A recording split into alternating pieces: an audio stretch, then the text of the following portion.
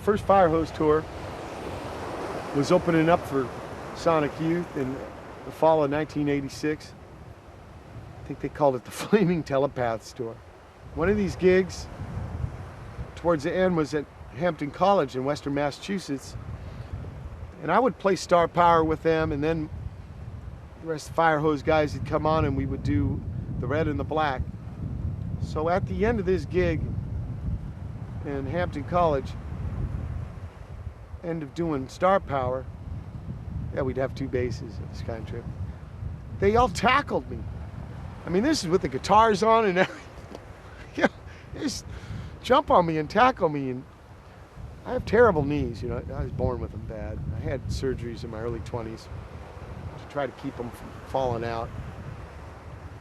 And they popped my knee out, my right knee out. I think it was Kim. You know, I remember the bass coming over, like you know, like she's gonna hit. She hit me with the bass, you know, by holding it from the neck. And it came across and knocked, but they couldn't see through my pants what happened, so they didn't know. You know, I went immediately into shock, you know, and put the knee back in and stuff, but it blew up immediately in this intense pain, so I'm hollering and screaming. And Thurston picks me up, you know, cradles me in his arms and brings me over to this chair, and they put the mic up to me. And, you know, I was in shock and all this pain, and I couldn't sing the words, or I was just like, ah! And these guys thought I was just being insane. They didn't know they had dislocated my knee. Incredible pain. Incredible pain. But they're great folks. I was amazed how committed they were. Like, a lot of indie rock bands that I would do videos for would have this sense of being embarrassed about being in a video, and they didn't do that. Like, I think they knew that if they were gonna do it, they should full on commit to it. I think that one of the things they really like to do is work with filmmakers, so that how they approach it is really about making little films for their songs. So it's like making little movies that have to do with their songs. And so they really kind of, in a sense, get creatively involved in that, but in a really fun way. I think that they really like that. It's not like, oh, we've got to look really good for this video. It's like, what could we do and who could we work with, and, you know, what does the song kind of mean to us on different levels.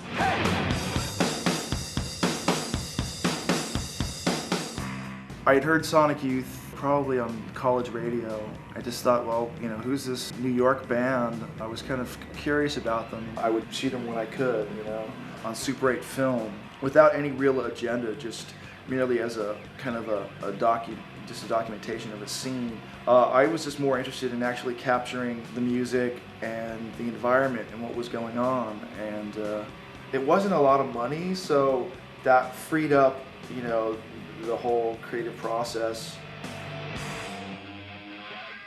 I don't know, I guess we sort of had this like musical common ground in the beginning. Maybe that was the sort of basis of the friendship, and then it just kind of went on from there. I was in New York writing songs for Joan Jett, and Tamra called me and wanted to hang out, and so we went to a studio, and I think it was Sonic Youth. I feel like somebody from Cheapo was there maybe, but it was like really exciting. You know, I was from Olympia, and I was like, whoa, I'm at a recording studio, there was Sonic Youth. And we became friends, and they always let us crash at their, like Bikini Kill, crash at their apartment at Kim and Thurston. And it was really great, because we kind of felt like one of the most hated bands in America at the time, in North America, and it was really great to have a band that we respected so much be nice to us. You know, they respect filmmakers so that, you know, they will collaborate instead of, you know, that they're not just like, okay, now this is what we want to do. They'll really want to work with you. For me, it just was amazing that, you know, it really showed me at such a young age that you can work with your friends, and then the best part about this job is that these people can end up being your friends. And I mean, I don't even remember when we did Cool Thing, but it must have been like 10 years ago. You know, like to have a friend that Kim and I are still friends for that many years. They always were good about keeping people in, you know, pulling people in and then keeping them around. And I think they still do that. But at that time, I had just got off drugs. I'd been on drugs for years, and the $500 was actually a lot of money to me for a movie that cost me about $50 to make. it was a nice thing to just have Kim reappear, because I'd been totally out of touch for about a year and a half. Just reappear and say, hey, you want to do this?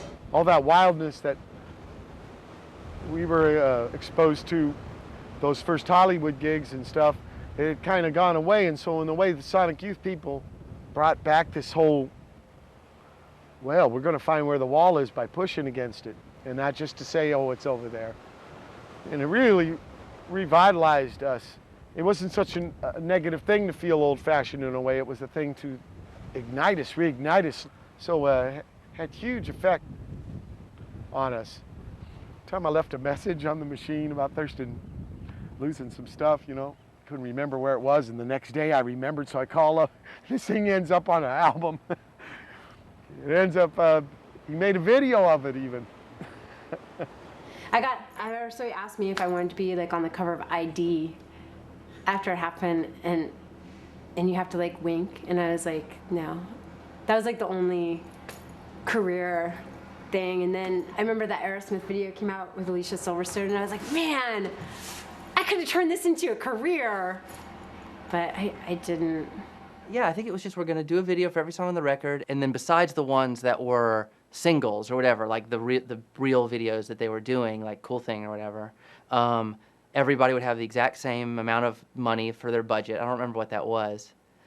That was part of the thing also, like, wait, Kern gets the same amount of money for Scooter and Jinx as we get to fill 6.5 minutes of Titanium Expose?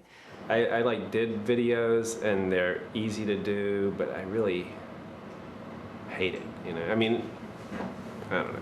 After this, I did some for, I did about 5 videos here in New York. But the whole thing of trying to do that as a career was just, it was too hard. It was too many people that wanted to do it for free. I kind of wanted to get rid of all those idiots who were like, you know what I mean? Oh, she's not this enough and she's not that enough. And I thought, this is kind of a really good way to do it. Like, got my rent paid, got to hang out with Sonic Youth, you know, got to see what making a video was like if you're on a major label, all that kind of stuff. Plus, it's like, yeah, I got some hate mail, and people were like pissed off, and I was like, I don't want you to be in the audience when I play a show anyway. Like, those are exactly the people I wanted to stay home when we were in their town, because I was just sick of that, like, Puritan bullshit attitude. You know, like, you should have fun, and it's like, I think I've proved myself to have a lot of integrity. So why shouldn't I just do some weird thing when I feel like it? Like, it seems completely arbitrary or something like that. And besides, like, I was a dancer for money for, like, off and on for 7 years, and, like, I got to keep my clothes on and do whatever I wanted, and, like, to good music. You know, it wasn't like Blood Sugar Sex Magic, you know, or something like that. I didn't even think I had to present treatments at the time. Maybe I did. I don't remember writing a treatment for these videos. I just presented them to the band liked them, and the band gave them the label, and the label said, fine. I didn't feel like I had to make anything a certain way. To me, I wanted to make them look like movies or mini movies, not like music videos. The Todd Haynes one was kind of cool, just, you know, the band in the car and all that. I was just really excited to work with them, and I had never made a rock video with any band up till that point, and haven't since, actually. So they're my virgin experience. The timetable was tight. That was intense for me. That was a new thing compared to film in terms of the editing and producing a finished product. And I worked with my editor, Jim Lyons, and we always enjoyed a kind of improvisational way of working where there wasn't like a really rigid timeline, and we were cutting on film in those days. It wasn't like the Avid system today, or you can churn 20 versions out in no time. There was a lot more deliberation going on the way we were working, and all of a sudden we had to really produce something quickly.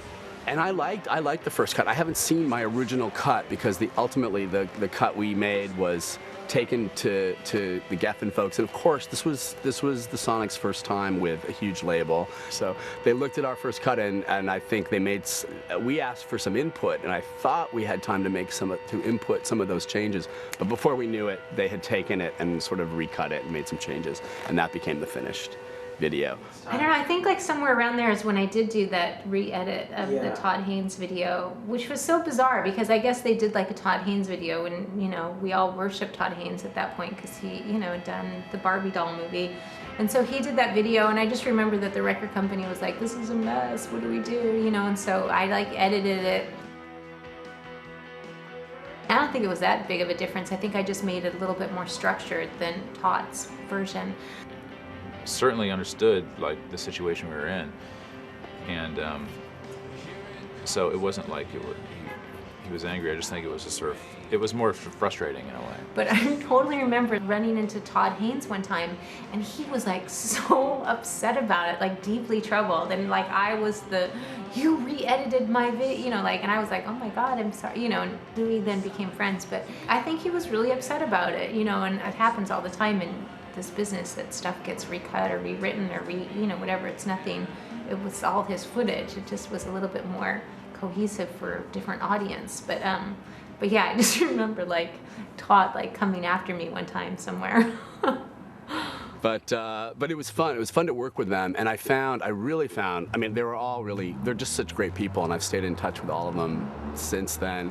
But, you know, the amazing thing about those guys is the level of quality that's been maintained over the years, whether they are with a Geffen label or independent or whatever it is. I mean, they've maintained an incredible complexity and beauty of music that just doesn't seem to cater to anything but their own instincts as creative people, you know, and then continue to branch out and do side projects as well. But it's just amazing the consistency of those records, and seeing them live too. I've just continued to, I saw them probably about 3 years ago in Portland, and it was just a fucking amazing show.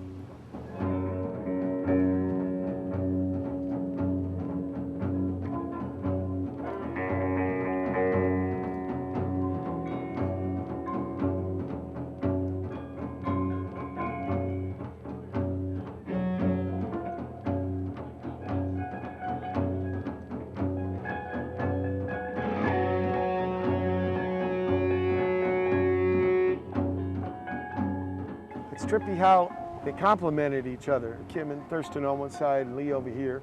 We'd even used to joke about it when a new album would come out, because Lee always had the song that was usually on the first side hugging the label. There'd be the Lee song, you know? But I always thought he was, he's kind of like the George Hurley in the Minutemen. He's something to temper the couple.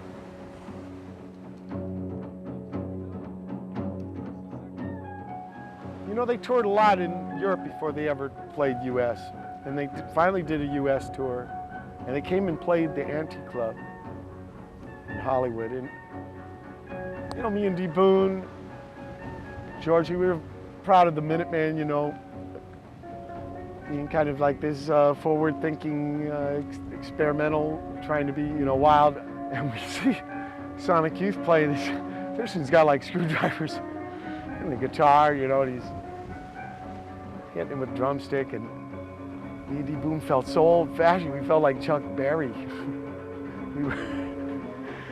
we were totally put in our place by them.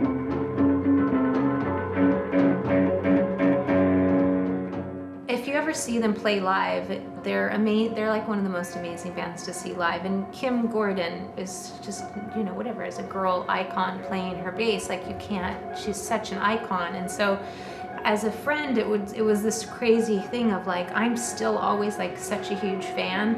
And so I'd be watching her on stage and be like, oh my God, she's so amazing. And then like, I couldn't believe that she'd actually also be my friend.